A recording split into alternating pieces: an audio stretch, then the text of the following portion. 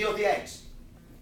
Do you pay the woman to get This is going to be a fun question when I write this one. the Yeah. eggs and then basically implant them into another woman with his sperm so she can get pregnant and have the babies? Okay, so basically a guy contracted with an egg donor. He implanted his sperm or combined his sperm with her eggs and then implanted this into a second woman to be the surrogate mother. Okay, what basically were all of these transactions? Buying a child? Isn't that what you call it? Yeah, it was buying a child, but what were all of these transactions? Legal? I mean, what There's one word that's already been said in the review session. Emotional. Contract. These were all contracts. So keep this in mind. What did the surrogate mother do? They decided to She keep hid the babies from the baby. She hid the kids from the father and worked with the hospital staff in so doing this, and eventually she took all of the kids home. What did the father do? Sued. And what basically happened out of this? Who got the kids? Well, she could pay. She had to could, pay. but He she got couldn't the pay. kids. Because there was a contract. It was Yes. Either she paid for like all the like legal fees, all the hospital bills. Like she had to pay for everything plus like everything he put out. Okay. And then she would get She'd keep everything she put out. Okay, fair enough on this. You're exactly right. Number one, if she abided by the terms of the contract, meaning she took the salary that she earned, she took the medical bills that she incurred, if she paid back, even to a degree, the legal fees, then she would get to keep the kids. And when did they go to court? 2 years out. 2 years, about 2 years later, which means the only mother that those, how many babies? Three. Oh, the only mother that those three triplets knew, the only parent, you might say, was that woman. Could she pay the money back? No. Who got the kids? The father. Why? Because they upheld the contract. Is that legal? Yes. Is it moral? Yes. No, Why would you say no, Patricia? because they try the children like as things, like as stuff. The children has Like little pigs.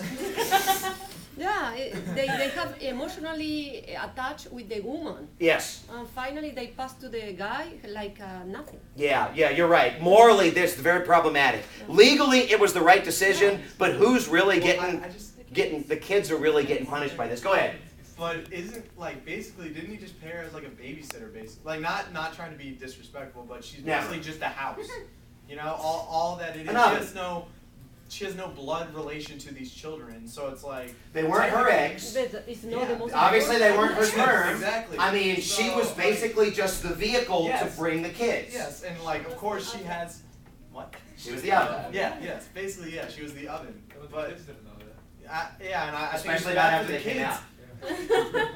I think it's sad for the kids, but legally I think she shouldn't have even had a choice to pay it back. She signed the contract. And that's a fair point too. And see, I don't want to get into like a big discussion on this, but bottom line for our purposes, know the story. When you get a multiple choice with one of these test questions, and I'm going to break it down so at the beginning it's going to come from the chapter questions, and then the second part is going to come from the terms, which is the first sheet that I just showed you. The third part is going to be from the articles. And when you read those from the articles, you're going to read the first sentence and say, Heartbreak's Revenge, Catholic school teacher, and you're going to know exactly which article it is, and I'm going to ask you to apply that article to the scenario in that question. Do we have to know? Can we write them You don't have to know the names. Your names are going to be in these questions. Oh, yeah. I promise. Just you wait. Your names will be in these questions. This is going to be like something you've never seen before.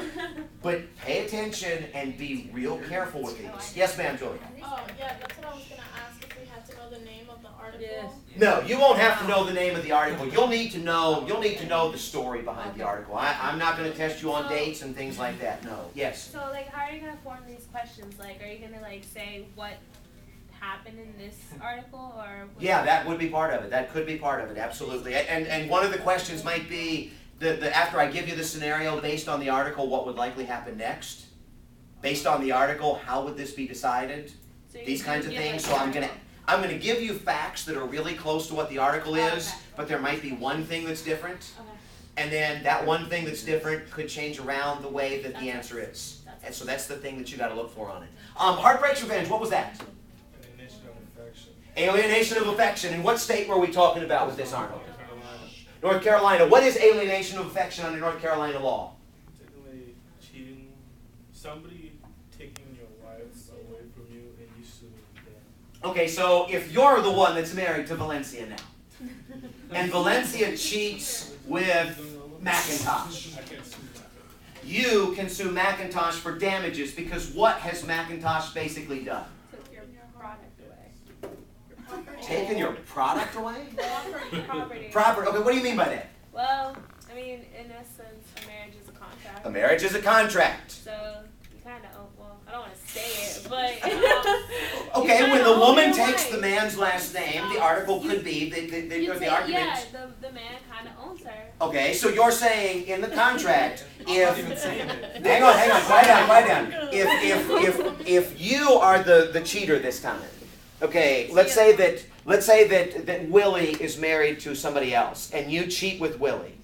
Okay, She can't sue me. she can. No, she can't. Go ahead. Because I feel like she really doesn't have, like, I don't know, I don't feel like she's like the property. She can. She can, but. Okay, understand on this. If you're the cheater and you cheat with somebody, you are now going to be the liable person in the marriage. Couldn't I blame him? What's that? Couldn't I blame him though? You could, but see, she's not going to sue him because she's already going to get half. She could get 100% or a bigger chunk or a bigger percentage of you. And that's what alienation of affection is. If you cheat with a married person, that spouse, and it's typically men, but it can be women, wives as well that were cheated on, you can get monetary damages. You remember what some of the monetary damages were? Did you say like 2 million? It went up to $2 million. And you can do this in a number of ways. You can figure things like how long we've been married, how long we would have been married, how much money my spouse made, how much money they were going to make over the course of time. I mean, there are a lot of different ways that you can put a value on this. Maybe you can even try and put a value on the love itself. Can't you even like say if we've been married we would have had kids and then all this expense? That's going to be more difficult to prove, but you can make those claims. Remember, how many states was it that had the law, Arnold? 6. 7 states, North Carolina being the 7th one on this. So the vast bulk of the country. Note on this. Okay, you live in Maryland. Maryland is not part of this. But can you still be liable under alienation of affection if you live in Maryland? Go ahead, Marcos. How do you know? What could happen? If the person that you cheated with is in North Carolina or one of these 6 states that has that law, you still be liable for it. Okay, so if somebody comes to Maryland on business and finds you and she's married, then indeed, if y'all kicked and then came back later on, the husband could sue you because of that tie that she has with one of those states. Yeah. Is there another way? If you go down there. Yeah, if If you you. go to North Carolina or like whatever. If you go to one of those states, you are very much liable at this point. Kenneth, go ahead. I was gonna ask, was that full faith and credit thing? A little bit louder. I was gonna ask, was that like full faith and credit thing? Actually, this one is not. It's close, and I promise we'll get to that in just a second. I promise we'll come to that. Yes. What we were talking about today, like where the crossing state lines and stuff. Yes. So isn't that also, wouldn't that not just be a state law? Can't you make the argument that you're doing goods and services across state lines, so it's federal? If- You don't I'm saying like, If you're cheating. Yeah, I'll put it this way. If there was a federal law that did that, yes. okay, but there's no. Of federal course, law. now you could argue that the Mann Act, crossing state lines with immoral purposes in mind, that's not a bad connection, but I promise I won't test you on that. Okay. Okay, the massage articles. And really, you got 3 pages, but it's really only about a page and a half. And I've never written a test question for this, but I am tonight.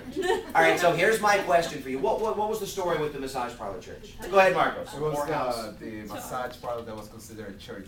Okay, it was a massage parlor. Remember what the name of it was? Touch of class. Touch with Class. With a K. Touch with Class with a K. Corey understands this church. Okay, go ahead. What was the gist of a Touch with Class? Under the law, where they were considering that town a church, and they claimed to have ties to this other church, Universal Church. or something. Universalist Church from California. And what were their beliefs? What were their principles? Peace and love and free body. Yeah. that. Peace, love. Basically, it was pleasure for the body. It wasn't quite a hedonism church, but there was a lot to it. And what kinds of practices, services did this church offer? Whatever you want. Okay, they offered massages. They had fetish rooms. Spiritual. They had oils and a lot of different things. And take a good look And at this. prices. Right? They now have No, like like The a Price tip is jar. Right? Yeah, it was a tip jar that you had to. Okay, easy. Okay, for our purposes, It was make painful. sure that you know what the church was. Number two, make sure you know the services, the pleasure for the body, and these kinds of things. Was it legal? Yeah. Yeah. Why was it legal? And what was the church's argument? They were, No, it's illegal because you have to pay for that. It's illegal because you have to pay? No. It's legal because you have to pay. No, it's a Donations, transaction. You know. What's In that? it- It's a transaction. So in the church, you don't have to have a transaction where you have to pay. Yeah, but prostitution is illegal. Go ahead, Sarah. well, they were claiming that they were a religion, right? So it was protected under that law, like under that. You know. Under the First Amendment. First Amendment, Congress shall make no law abridging the free exercise of religion. Now, the debate on this is, was it really religion? And if you remember in the 9 o'clock class, about half of the room on the left-hand side said, no, this is not a religion, this is prostitution, blah, blah, blah, blah, blah. A number of people in the 11 o'clock class were really excited about joining the judgment class, as I recall, as well. Thank the Lord I'm not that Okay, class. now with this in mind, as I give you this, it is illegal. They could have actually gotten tax exempt status. And if you remember, what was the example that I had given you? How did I use this? I had used this as an example of a way to read the Constitution. You remember? Oh yeah, the Original intent. And what was original intent? Because we had done several things with this, several religions, right? If they hadn't exist, when the original fathers wrote it, their original intent wasn't to protect this. That's exactly. And when you go back on this, the argument was, and what was the other law that they had struck down using that? Polygamy. Polygamy, or the idea that a man could carry multiple wives, multiple spouses. When you look back on this, our original intent argument was, if religion was not present at the time of the framers, then they didn't intend to protect it. So even though the First Amendment said Congress shall make no law abridging free exercise of religion, well, they didn't intend to protect that kind of stuff because that wasn't going on. Polygamy was struck down with that logic. Believe it or not, though, that logic or that interpretation has disappeared. That's why the massage church is actually legal. Go ahead, Corey. So Corey with a K? yeah. Yeah. It's Oh, that's gonna be on legal the under test. the First Amendment and not legal under, or it's illegal under original intent and legal under the First You Amendment. could make the argument that if polygamy is illegal using original intent that way, the massage parlor church should be as well.